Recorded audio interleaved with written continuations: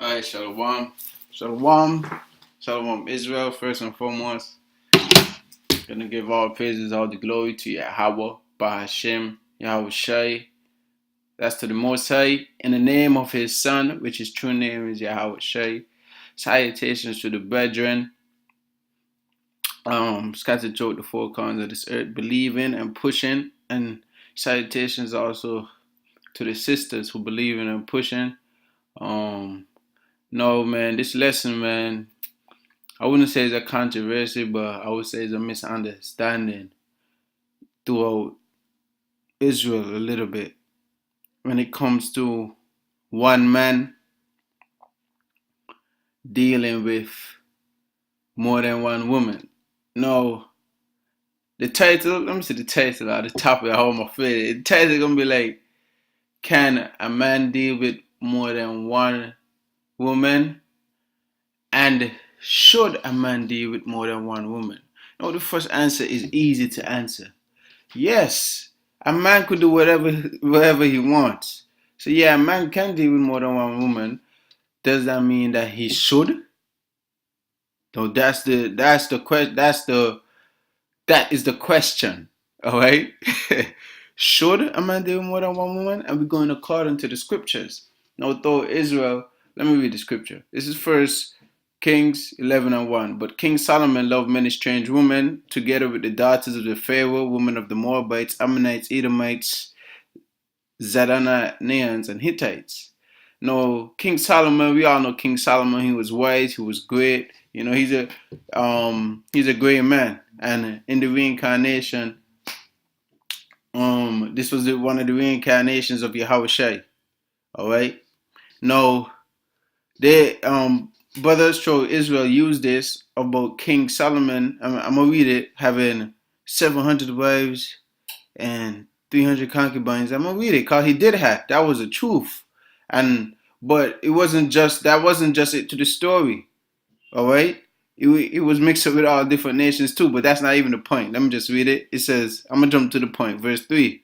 Matter of fact, verse 2. Of the nations concerning which the Lord said unto the children of Israel, ye shall not go into them. May have sex, neither shall they come in unto you, for surely they will turn away your heart after their gods. Solomon clave unto these in love. Verse 3. And he had 700 wives, princesses, and 300 concubines, and his wives turned away his heart. So, you know, brothers would read over the wives turn away his heart and use Solomon for example, saying that he had more than one wife and asking was he going off. No, don't mistake me. You gotta read the story. The point, it wasn't a good thing. It wasn't a good thing for Solomon to have that much wives, even though he did, and he wasn't like, you know, bugging. He was bugging out, not to say, but they turned away his hat. That's the dangers of it. They turned away his hat. All right. Other men had more than one wife. Abraham had more than one wife. I think he had Sarah and the concubine. I forget, but he had more than one woman dealing with. David had more than one woman dealing with. Now these is all examples, which that's not. When it was in their era and their time, it wasn't going off. When it was in their era and their time, they had more than one woman. No, concerning these times, we in slavery right now. We in bondage. And Yahawashi came and died for our sins, and we in the New Testament too. So you can't just turn to the Old Testament and say, well, these men had more than one wives. We could have more than one wife, and just justify it without bringing out the full scriptures. You know, Salaki is a bit confusing, but I'm gonna clear it up. I'm gonna get these scriptures right here in the New Testament. But the answer, briefly, should you have more than one wife right now? Nah, you shouldn't. Why do you need to, my man? Like, come on, stop it. We in slavery, in bondage, and you shouldn't even be justifying that. And the scriptures don't justify that. All right. If you're gonna have a woman, just make it one woman and be simple with it, and don't make it sound like, cause you having more than one woman in this captivity is practically being over righteous. Let me read this. This is 1 Corinthians 7:1, and you know brothers would read these scriptures And it's like selective reading. It's like they would skip over them and not even mention it. But this has to be mentioned. 1 Corinthians 7:1. Or concerning the things whereof you wrote unto me, it is good for a man not to touch a woman.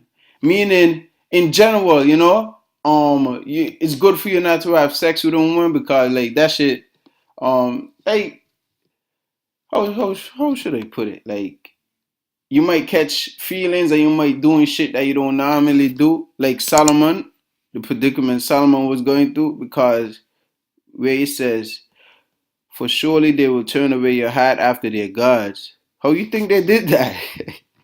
Huh? By their talking? Nah. Solomon clave unto these in love. How you think that happened, man?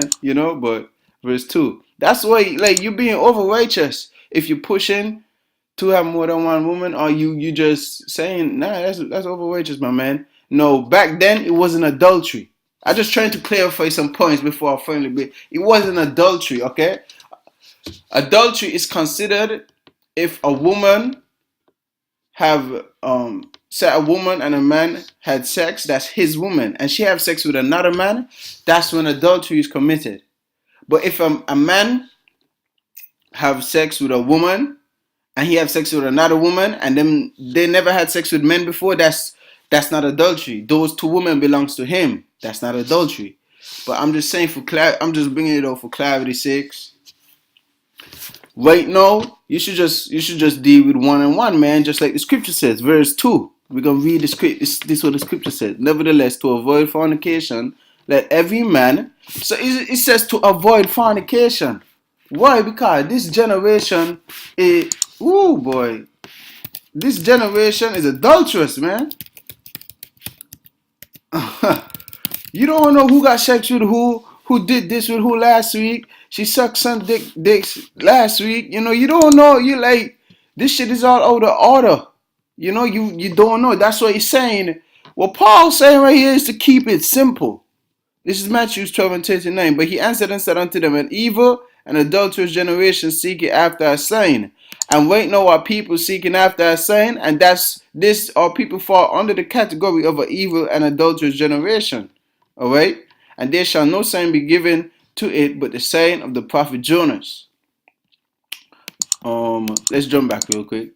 So it says, verse 2, nevertheless, to avoid fornication, right? To avoid fornication, to avoid adultery, let every man his own wife, and let every woman her own husband.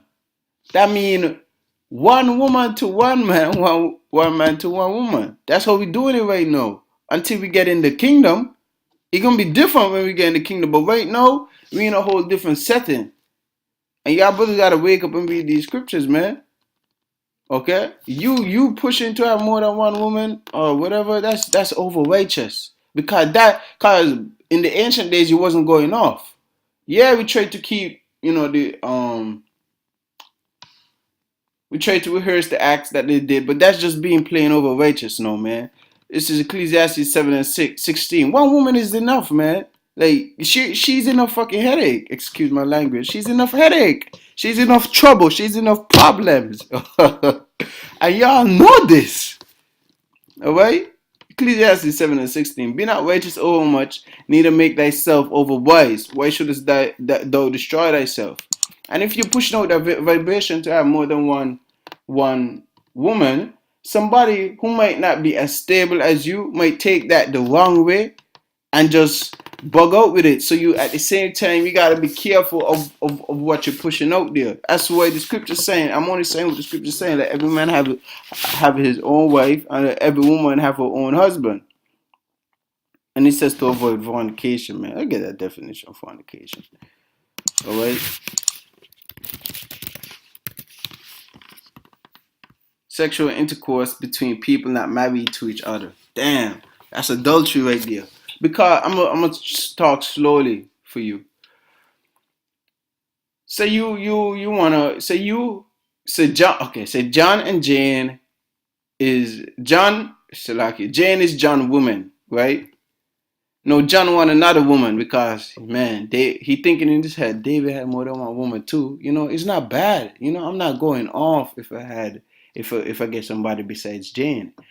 And then say John meets Jackie. But John didn't know Jackie. John and Jackie had sex with um James last week. So John don't even know that he committing fornication, he committing adultery. So it's so much complicated stuff. This ever we living in, these women don't care. They don't some of them don't even care. They got bodies on them. That's what he's saying. Keep your things simple and just one woman to one man to one woman. It's simple like that. And the scriptures say it. 1 Corinthians 7 chapter. If y'all think I'm saying it's wrong, let's debate it. Unless y'all blind and refuse to read the scripture, let's debate it. You know, say, like bring out the other scriptures that prove that disprove 1 Corinthians 7 and 2. You can't, because the Bible don't go against itself. The Bible does not go against itself. And it's just you trying to push out that energy is a bit overrageous, brother. With other things that you got to deal with in this flesh and fighting this battle, you pushing that. I think that's a bit overrageous, brother. You know. Let's get one last scripture. Let's go. Let's get a definition of this word bishop in advance, cause you know. Let's go. 1 Timothy 3 and where start from verse 2? Oh yeah, verse 2, yeah. A bishop then must be blameless, the husband of one wife. So brothers would not, is either they're not reading these scriptures or they selectively, a lot of brothers got a lot of selective reading, man. You got to actually read and take in what the scripture says. If you aim to be a bishop, and I pulled up the definition of bishop, it says a senior member, matter of fact, first, we getting it in the Blue Letter Bible, okay? We getting it in the Blue Letter Bible. And it starts on verse 1. This is a true saying. If a man desire the office of a bishop, he desired a good work. Let's get into the word bishop. The office of a bishop. Investigation, inspection, visitation. The act by which Yahawah looks into and search out the ways, deeds, character of men in order to adjudge them their lot accordingly. Overseer, overseership, office, charge, the office of an elder, the overseer of presiding officers of the Christian church. Let me see if it says the same thing over here. A bishop, an overseer, a man charged with the duty of seeing that things to be done by others are done rightly, and a curator. So he's saying you should have the husband of one wife. Why? Because you're gonna got to be practically making sure the body of Yahawashi is in order. So you ain't got no time to entertain mad women. You know? It says vigilant, sober, of good behavior, given to hospitality, apt to teach, appointed to teach. Verse 3, not given to wine, no striker, no greedy or filthy lucre, but patient, not a brawler, not covetous. And that's all a big up to the spirit.